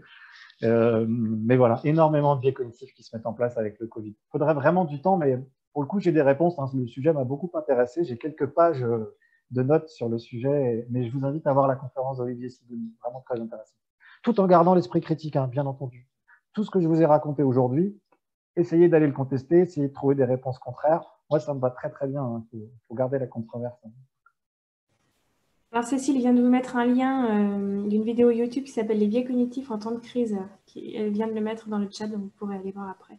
Je ne sais pas si c'est celle d'Olivier Siboni, mais celle d'Olivier Siboni est vraiment de Oui, ouais, oui, elle dit oui, c'est ça. Merci beaucoup, super.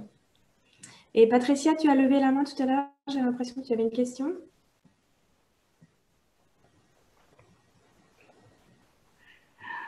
Oui, j'avais l'impression qu'avec la crise, on a exacerbé un peu tous ces biais cognitifs parce que tous les jours, on pourrait en trouver, j'ai l'impression. Et j'ai l'impression qu'on pourrait en trouver des nouveaux tous les jours. Alors, merci Patricia pour cette intervention. Je le disais tout à l'heure, attention à ne pas de voir les biais cognitifs partout tout le temps et en même temps, ils sont très présents. Là, ce que je vous mets à l'écran sous les yeux, c'est quelque chose que vous pouvez trouver sur Internet qui s'appelle le Codex des biais cognitifs. Et c'est un codex interactif. Vous voyez, vous allez en fait zoomer sur un biais, vous allez mettre votre souris dessus et on va vous expliquer typiquement ce que c'est que l'effet Peltzman, là, vous avez sous les yeux. Tiens, l'effet Peltzman, c'est quoi? Je n'avais pas prévu de vous en parler, mais c'est cette mécanique qui nous dit, tiens, je prends l'exemple de la voiture. On va mettre en place des ceintures de sécurité dans les voitures. Donc, du coup, les gens ont un sentiment de sursécurité. Donc, vous roulez plus vite en disant, bah, j'ai la ceinture de sécurité. Et donc, on va avoir plus d'accidents. Et donc, si en plus, on y joint le biais d'illusion, le lien entre causalité et puis, je suis en train de perdre mes mots, excusez-moi, le biais de corrélation illusoire, excusez-moi, que je vous ai présenté tout à l'heure, ben, vous en déduisez de manière complètement erronée que quand vous mettez en place une ceinture de sécurité, vous avez plus d'accidents. Là, c'est juste un exemple parce que je vois que j'avais pointé sur l'effet Peltzman, mais c'est pour vous dire qu'il y a grosso modo 200 biais cognitifs. Donc oui, effectivement, ils sont très présents. Après, il y a un double phénomène. Moi, j'ai commencé à travailler cette question-là il y a à peu près 5 ans, je dirais, pour m'y intéresser sur les conséquences managériales. C'est vrai que c'était très peu connu et ça commence aujourd'hui à être de plus en plus connu, sachant que la personne qui a vraiment mis sur la table les biais cognitifs s'appelle Danielle Kahneman.